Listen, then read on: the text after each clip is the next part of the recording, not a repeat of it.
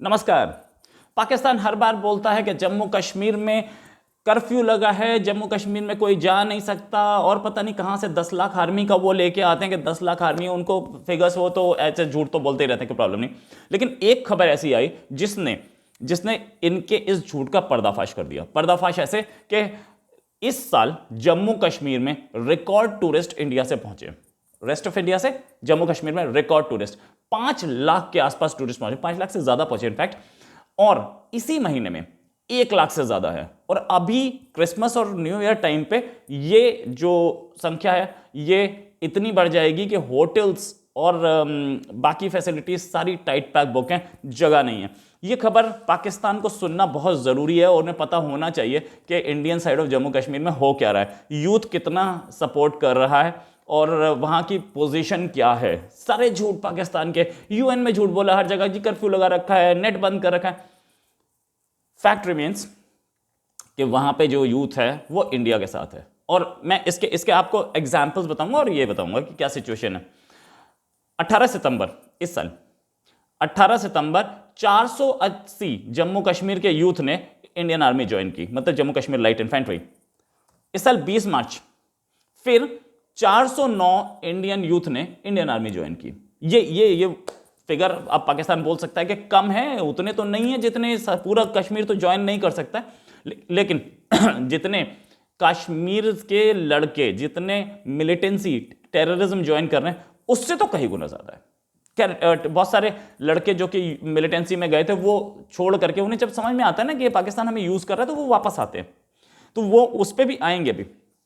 जहां तक बात यह है कि 11 नवंबर को प्री रिक्रूटमेंट ट्रेनिंग हुई। प्री रिक्रूटमेंट ट्रेनिंग मींस हम ट्रेनिंग देते हैं वहां के यूथ को कि भाई आप ऐसे एग्जाम पास कर सकते हो, हमारी आर्मी का ऐसे एग्जाम पास कर सकते हैं, ऐसे आपका मेडिकल होगा, ऐसे एग्जाम के क्वेश्चंस पूछे जाएंगे और ऐसे आपका फिजिकल टेस्ट होगा। तो वो बच्चे वो ट्रेनिंग लेने आते हैं ताकि वो अपने आप को बेटर कर ले और वो पास कर पाए।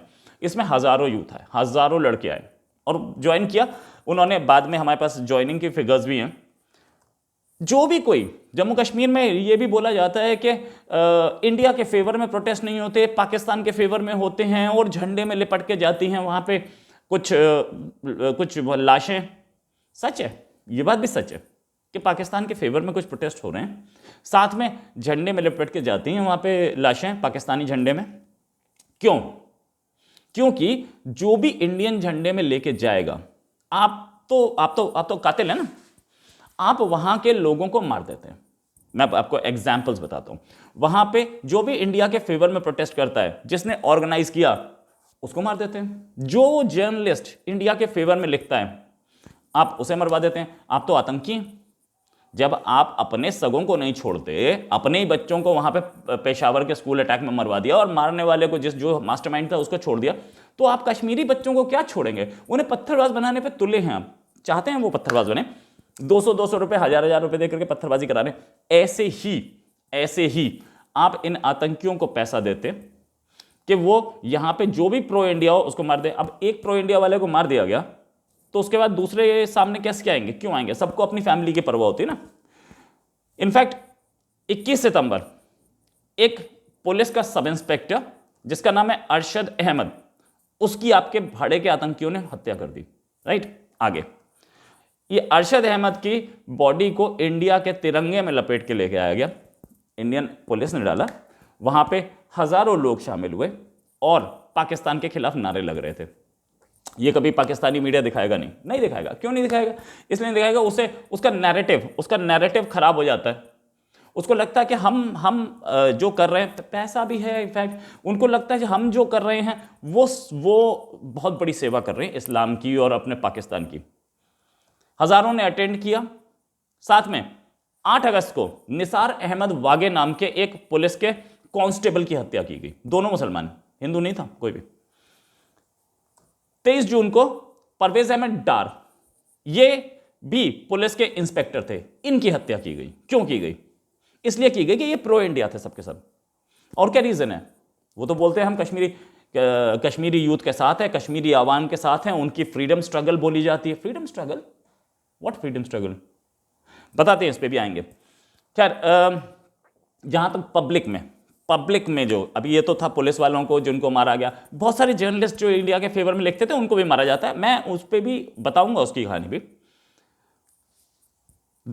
चार लोग इस बार आईएएस, इंडियन एडमिनिस्ट्रेटिव सर्विस, जिनको रेस्ट ऑफ इंडिया में जाके सर्विस करनी है, 4 आईएएस एस्पिरेंट्स पास हुए जम्मू कश्मीर से। उनमें से एक कश्मीरी पंडित लड़की थी, बाकी तीनों कश्मीरी मुस्लिम्स थे। और ऐसा ही नहीं है कि ये 3 आइसोलेटेड इंस्टेंसेस है, पिछले साल भी पास हुए, उससे पिछले साल भी पास हुए, उससे पिछले साल भी पास हुए। दूसरी चीज, ये पूरा का पूरा जो है, 3 तो पास हो रहे हैं, हजारों एग्जाम की तैयारी करें, इंडिया के एग्जाम की। वो कोई मिलिटेंसी की ओर या पाकिस्तान का झंडा नहीं ले रहे। उनको पता है, होता है पहले से कि मैं इंडिया के कॉन्स्टिट्यूशन की एलिजेंस लूंगा, मैं इंडिया के कॉन्स्टिट्यूशन की कसम खाऊंगा और मैं इंडिया की सेवा में जाऊंगा। रेस्ट ऑफ इंडिया में हो सकता है तमिलनाडु जाए, हो सकता है गुजरात जाए, हो सकता है मध्य प्रदेश जाए, उन सबको सब पता होता है। तो इन लोगों ने एग्जाम पास किया, बाकी हजारों जो हैं वो एग्जाम दे रहे हैं। वो क्यों दे रहे हैं? क्योंकि उन्हें पता है हमारा कंट्री इंडिया और हम कंट्री के साथ रहेंगे। 300 स्टूडेंट्स अक्टूबर में उन्होंने जम्मू कश्मीर में हायर एजुकेशन प्रोग्राम जो इंडियन आर्मी चलाती है उसके तहत एनरोल किया। 300 एनरोल हुए, एग्जाम हजारों ने दिया था। 300 एनरोल हुए जिनको राजस्थान की मेवाड़ यूनिवर्सिटी में पढ़ाई कराई जा रही है। अगर जम्मू कश्मीर यूथ इंडिया से इतनी नफरत करता है या इंडिया के साथ नहीं है तो वो इंडिया की फैसिलिटीज क्यों लेता? आपके यहां भी तो है ना, कितने लोग फैसिलिटी लेते हैं बलूचिस्तान में, सबके सब सीधे बोलते थे इससे नहीं, हम भूखे मर जाएंगे लेकिन लेंगे नहीं।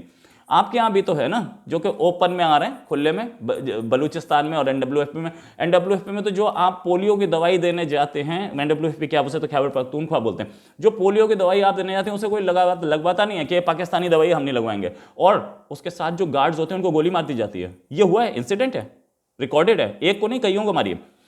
जहां तक बात यह कि आर्मी ने एक ऑपरेशन सद्भावना चलाया।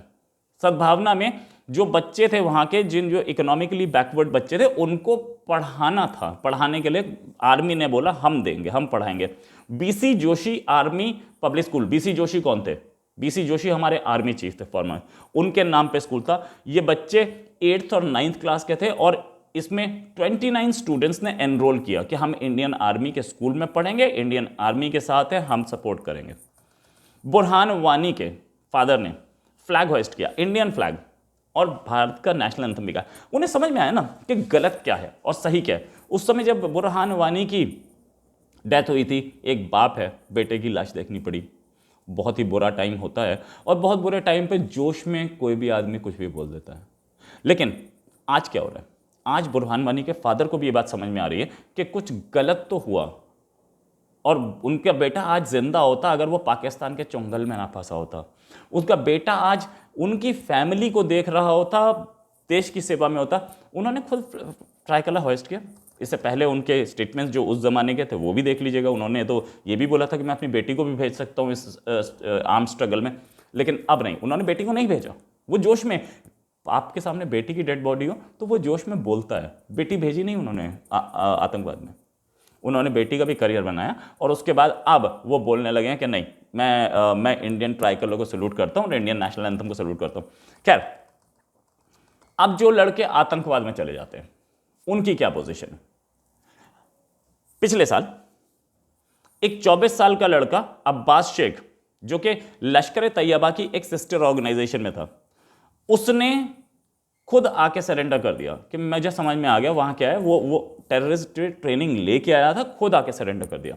उसने ये बोला कि मुझे समझ में आ गया ये लोग हमें यूज कर रहे हैं, हमें मरवाते हैं और खुद पैसा कमाते हैं, और उनको लग रहा है कि कश्मीरी मरता रहे कोई फर्क नहीं पड़ता, हमें ये चाहिए, हमें कश्मीर की भलाई चाहिए, हमें इस पाकिस्तान की भलाई नहीं चाहिए। इससे आगे मैं आपको बताऊंगा एक और। पिछले साल ही 28 दिसंबर को एक और लड़के ने, जिसको एनकाउंटर चल रहा था और वहां 5-6 पाकिस्तानी 2-3 थे, उसमें एक ये भी था।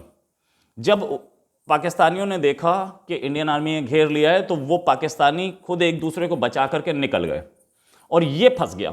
ये पेड़ के ऊपर चढ़ा था, इसको किसी ने उतारा नहीं, किसी ने बुलाया नहीं, इसको छोड़ के भाग गए कि ये मर जाए कोई फर्क नहीं पड़ता, कश्मीरी है, हम अपने पाकिस्तानियों को बचाते हैं।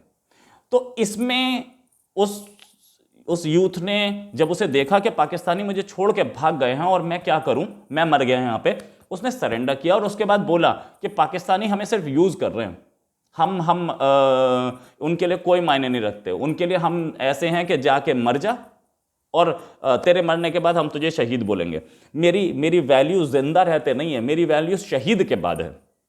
तो इस पे जहां तक बात ये, पाकिस्तान बोलता है कि एंटी इंडिया प्रोटेस्ट होते हैं, झंडे में लपेट के बॉडीज जाती हैं। एंटी इंडिया प्रोटेस्ट होते हैं, मैं मान तो रहा हूं, लेकिन कौन प्रोटेस्ट करता है?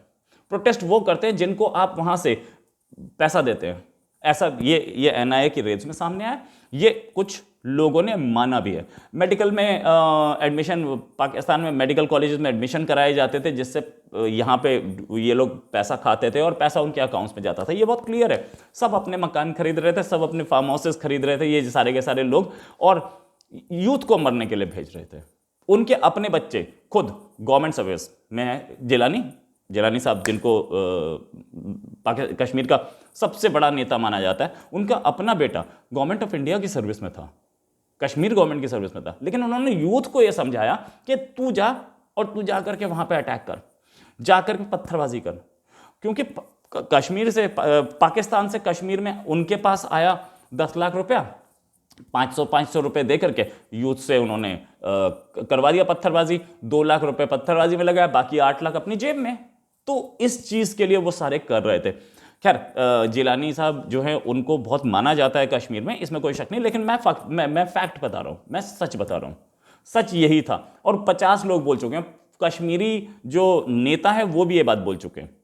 और जो झंडे में लपेट के जाते हैं बॉडीज, वो झंडे में लपेट के कैसे जाती हैं? ये वही लोग हैं जिनको पाकिस्तानी आईएसआई पैसा देती है, और पैसा देने के बाद जब कोई आदमी एनकाउंटर में मर जाता है या आतंकी भेजा कोई एनकाउंटर में मर गया तो पाकिस्तान की आईएसआई के लिए मरने के बाद उस आदमी की कोई वैल्यू नहीं है, खत्म है। वो सिर्फ पाकिस्तानी आईएसआई ये कोशिश करती है कि वहां आतंकवाद फैलाए, जिससे हमें फंडिंग आती रहे, गल्फ से आए, कहीं से आए, इस्लाम के नाम पे आए, मदरसों से आए। लेकिन जो मर गया, मरने के बाद पब्लिसिटी सिर्फ एक चीज में मिल सकती है, वो ये कि इसके बॉडी को पाकिस्तानी झंडे में लपेट के और भिजवा दो, ताकि एक पब्लिसिटी हो जाए कि पाकिस्तान इन्वॉल्व है। वरना जिंदा रहते भी हम देख सकते थे ना। और पाकिस्तानी झंडे किसी ज़माने में लहराए जाते थे, लेकिन अब यूथ को समझ में आ गया कि पाकिस्तान हमें यूज़ कर रहा है, तो अब पाकिस्तानी झंडे हमें दिखते नहीं है ना। ISIS का वो फ्लैग दिखता है जो कि मस्जिद में जुम्मे के बाद होता था। अब तो बेसिकली इंडियन फ्लैग लहराया जा रहा है। इंडियन फ्लैग इस बार जब हमारी इंडिपेंडेंस डे आया था तो इंडियन फ्लैग वहां पे खत्म हो गए थे, इतने फ्लैग भेजे गए थे, वो फ्लैग सारे खत्म हो गए थे। और जम्मू कश्मीर के लीडर्स ने ट्वीट करके, बाकायदा ट्वीट करके, फोन करके नहीं, फोन पे तो पता नहीं लगता ना, ट्वीट करके मांगे कि भैया हमें फ्लैग दीजिए, फ्लैग खत्म हो गया इंडिया का। इतने फ्लैग लगे थे और हर जगह, हर स्कूल में लगाया गया। अब पाकिस्तान ये बोलेगा जबरदस्ती हमने लगवाया, जबरदस्ती लगवाया। अगर जबरदस्ती लगवाया तो ट्वीट करके क्यों मांगेगा कोई, क्यों मांगेगा भाई? अच्छा, देन अगर पाकिस्तान ये भी बोलता है कि हम डराते हैं, धमकाते हैं, और तब हम इंडियन फ्लैग लगवाते हैं। बुरहान वानी के फादर को भी डरा धमका के, हाँ, और जो वो कश्मीरी लड़के जो हमारी आर्मी ज्वाइन कर रहे हैं, उन्हें भी हम बंदूक सिर पे रख के, मतलब उनको कैसे कोई आदमी, और अगर ऐसे ही हो रहा है तो हम सारे कश्मीर से ये काम क्यों नहीं करवा दे रहे? अगर हम डरा धमका के कर रहे हैं तो वो उनको डराना धमकाना कौन सा बहुत बड़ा काम था? जिनकी बॉडी पाकिस्तानी तिरंगे में जा रही थी, जो प्रोटेस्ट कर रहे थे पाकिस्तानी झंडे के साथ, उनको डराना धमकाना कोई बड़ा काम था क्या? इंडियन गवर्नमेंट ये काम करती नहीं है। इंडियन गवर्नमेंट जो है वो बहुत ही सीरियसली कश्मीरी को अपने साथ जोड़ के चल रही है। वो डराए धमकाए, खौफ, ये सारे काम पाकिस्तान करता है। जो इंडिया के फेवर में बोले गोली मार दो उसे, बस खत्म। ये काम इंडिया ने कभी नहीं किया। किया होता ना तो 30 साल हो लिए, 30 साल हो चुके इस मिलिटेंसी को।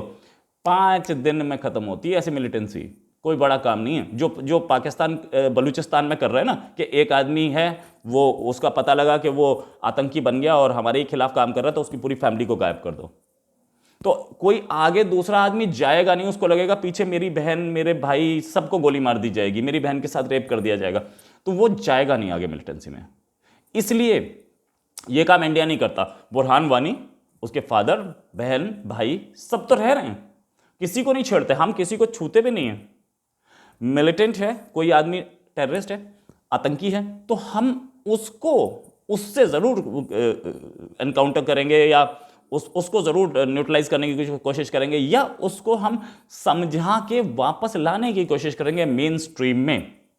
लेकिन उसकी फैमिली को कुछ नहीं कहा जाएगा। जो बलूचिस्तान में हो रहा है वो हम नहीं करते हैं। असलियत तो ये है, कितने सारे लड़के गायब हैं। और एक वो मैडम थी, मैं उनका नाम भूल रहा हूँ, जिसके साथ गैंगरेप हुआ था, पूरी फैमिली गायब है, पूरी फैमिली गायब है। वो सुई एक जगह है पाकिस्तान में, वहाँ की गैस फील्ड में डॉक्टर थी, उसके साथ गैंग रेप हुआ था, और वो भी आर्मी की निगरानी में, आर्मी के एक आदमी ने किया था। और उसके बाद से वो लेडी गायब कर दी गई, और उसके बाद से उसकी फैमिली गायब कर दी गई।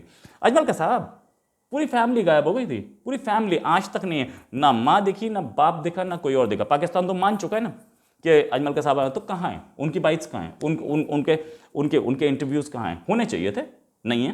क्यों? कि वो पूरी फैमिली गायब कर दी गई है, पता नहीं मार दिया गया, क्या किया। लेकिन इंडिया में ऐसा नहीं होता। तो सच बोलता है, और जितने सच मैंने बताए, फैक्ट्स मैंने बताए, ये सारे के सारे इंटरनेट पे अवेलेबल है, कोई भी देख सकता है, और सारे के सारे इसको तस्दीक की जा चुकी है। इसी के साथ एक और खबर के साथ फिर हाजिर होंगे। नमस्कार, जय हिंद।